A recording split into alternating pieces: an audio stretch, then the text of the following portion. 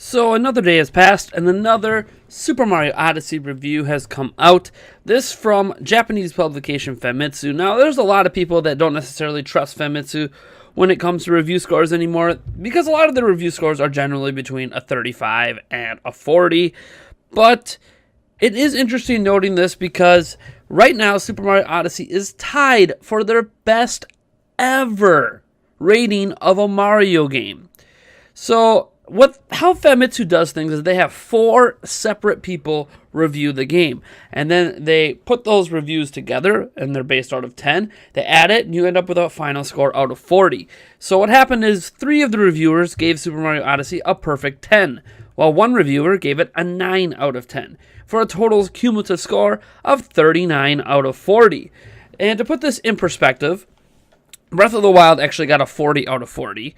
For some reason, there's actually quite a few Zelda games that have gotten a 40 out of 40. So Famitsu, the reviewers at least that work there, really love the Zelda series, clearly. But what's interesting is no Mario game has ever gotten a perfect score. So 39 out of 40 is actually the highest praise a Mario game has ever gotten from them. And the only other Mario game that came close, or I should say literally identically tied it, was Super Mario 64, which also tallied a 39 out of 40. That means that they put Super Mario Odyssey as on par, if not maybe slightly better than, Super Mario 64.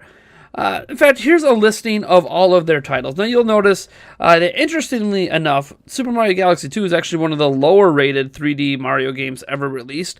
And a lot of people think that Super Mario Galaxy 2 is better than the original Super Mario Galaxy. But hey, you know what? Opinions, subjectiveness, it all happens. We all have our own situations. But this is interesting now because not only has Super Mario Odyssey gotten, the highest praise a Mario game has ever gotten from Famitsu magazine, it's also got a perfect 10 from Edge, as we reported earlier in a video you could check up in the right corner.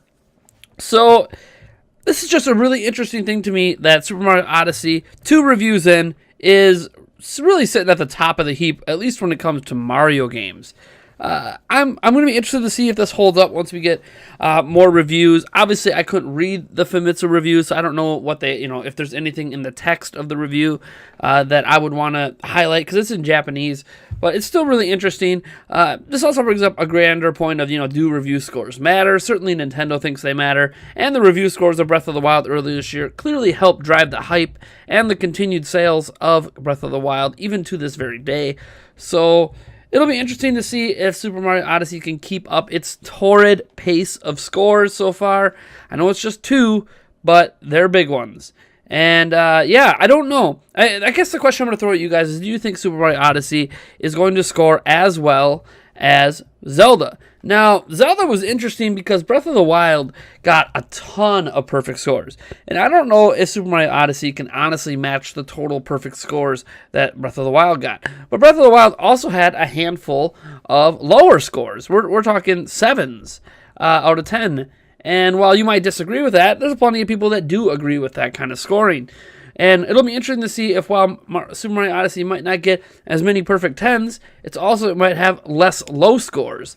And if it has less low scores, potentially it could end up higher rated than Breath of the Wild. I know this is all way speculation on subjective opinions, and none of it really matters. Honestly, pick a reviewer you trust. If you're not sure if you want to buy the game, pick the reviewer you trust, see what they have to say about it, and make your purchasing decision then.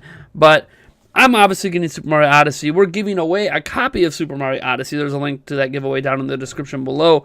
Just as a reminder, I'm sure most of you guys by now have already entered. We have over 4,000 entries, which is just awesome. I'm glad to see so many people excited for Super Mario Odyssey. But yeah, let me know. Do you think review scores matter in today's day and age? Clearly, they still matter for sales. But do they matter to you? Or is it the content of a review that matters more? Because obviously, I can't give you the content of Famitsu's review. I can only tell you what they scored it. And just to let you guys know, I will not be reviewing Super Mario Odyssey. I know some of you guys liked my Mario plus Rabbids Kingdom Battle review, which you can also check up in the top right corner. But I decided that game reviews are something I really enjoy doing. There's a lot of people that actually liked my take on Mario plus Rabbids Kingdom Battle, and they also liked some of my prior product reviews, like the Rav Power review and some other reviews that I've done of products. But the thing is reviewing games in comparison to reviewing products. Oh, that RAV Power review, that took a long time. So many scenarios I wanted to test those bad boys in, and there were some big battery banks. So it took a long time to test. But to look at things, as objectively as possible. And here's the thing. I don't think game reviews can actually be objective. I think the whole purpose of a game review is to be subjective. I think tech analysis is something that can be objective, but that's what you turn to Digital Foundry for. We don't do tech analysis here. So I decided game reviews are going to be part of our Patreon. And I understand that some people don't like that. But we have a stretch goal on Patreon of $300 per month for game reviews. And I'm doing this on purpose because I really just want... I'm doing this on purpose because game reviews take a long time. There are, at least 100 hours sunk into a game review. And it's not just playing the game, right? Say Super Mario Odyssey, say I only need to play 40 hours of Super Mario Odyssey, in my opinion, to properly review the game. Even if I don't beat it, which I probably would beat it in that time, but you know what I mean. Even if I don't 100% the game. But that doesn't include the time it takes to take notes. That doesn't include the time it takes to write up the review. That doesn't include the time it takes to edit the review. Heck, that doesn't even include the time it takes to record footage, which I might have to do after the fact in replaying the game, which could add more time because I didn't want to necessarily record footage while playing it for review purposes in case I just don't have space, right? If I just recorded my entire playthrough of Super Mario Odyssey from day one, I'd be screwed, if I'm being honest. So it's just something to think about, how much time it takes for me to create a review. And like our review of Mario plus Rabbids Kingdom Battle only had about 1,300 views. I'm sure Super Mario Odyssey would probably get 2,000 to 3,000, if not more. But while I love doing game reviews, they are so time consuming that it's hard for me to justify setting time aside. But if we could hit that $300 stretch goal, 200 of it, which goes towards game reviews, it makes me realize, you know what, game reviews are worth it. Now, we would only review one game per month to start until we get into a better flow, and then maybe there'll be more than one review per month. But you guys would be able to select which game we review every single month.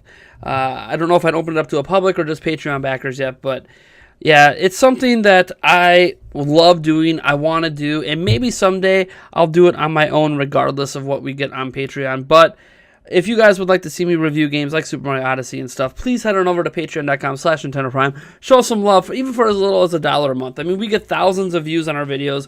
Literally, if 200 of you would just give $1, even less than 200, I think at this point, we would be at our stretch goal, and you would get game reviews. So, thank you so much for tuning in. I am Nathaniel Rufflegans from Nintendo Prime. If you like this video, you know what to do. And if you dislike the video, hit that dislike button. Subscribe for more content like this, and I'll catch you in the next one.